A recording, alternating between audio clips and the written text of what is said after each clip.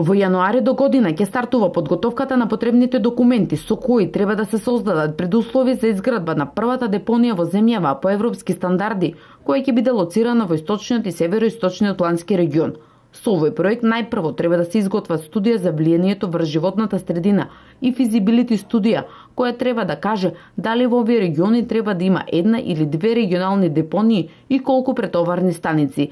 Реализацијата на овој проект е од големо значење за источниот регион, бидејќи ќе се реши долгогодишниот проблем на општините Штип, Пробиштип, Кочани и Свети Николе, кои мачат со локации на кои треба да го одложат отпадот. Планот има важност од 10 години. Истиот е одобрен од страна на Министерството за животна средина и просторно планирање и е усвоен од страна на советите на сите 11 општини од источниот плански регион и од Советот на општина Свети Николе. Инаку во планот дадени се активностите за временскиот период, кој што е подолг од 10 години, односно до 2036 година.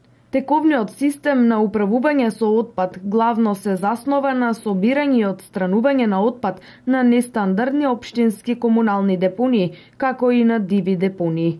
Постојат мал број на колективни постапувачи со отпад, кои што собираат отпад, кој што може да се рециклира и преработува – хартија, пластика, стакло, метали и слично. Проектот е финансиран од приоритетната оска 3, а неговата реализација чини околу 2 милиони евра, од кои најголем дел се обезбедени од ИПА фондовите на Европската унија, а 15% од Министерството за животна средина.